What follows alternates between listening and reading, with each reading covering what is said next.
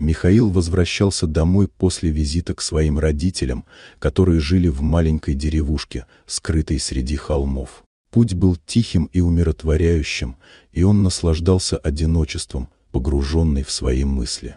Вдруг вдали он заметил одинокую фигуру, медленно шагающую вдоль дороги. Это была девушка, ее шаги были вялые, а выражение лица растерянным и обеспокоенным. Михаил почувствовал, что что-то не так, и решил остановиться, чтобы помочь.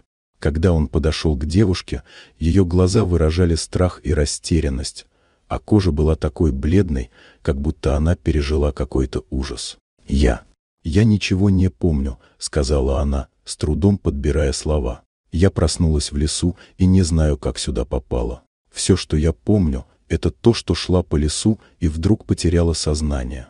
Михаил не раздумывал.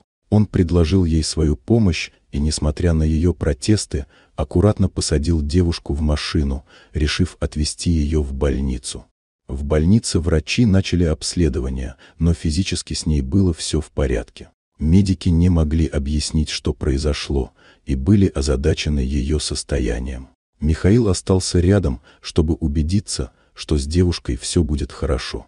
Через несколько дней она почувствовала себя лучше, но память не вернулась. Единственное, что она смогла вспомнить, это свое имя – Ольга.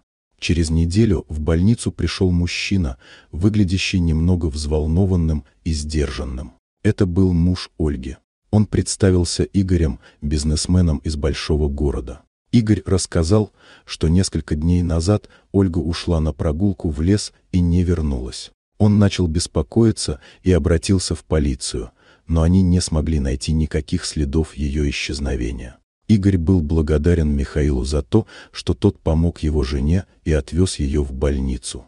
В знак благодарности Игорь предложил Михаилу значительную сумму денег, но тот вежливо отказался. Тогда бизнесмен предложил другой способ вознаграждения. Он купил Михаилу уютную квартиру в центре города.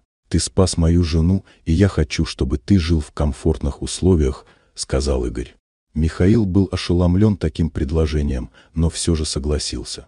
Он понял, что поступил правильно, и что помочь нуждающемуся — это главное. Время шло, и когда Ольга восстановила свою память, и все загадочные обстоятельства ее исчезновения были раскрыты, она и ее муж оставались благодарными Михаилу за его помощь. Михаил, получив новую жизнь в центре города, также был признателен за шанс, который ему был предоставлен.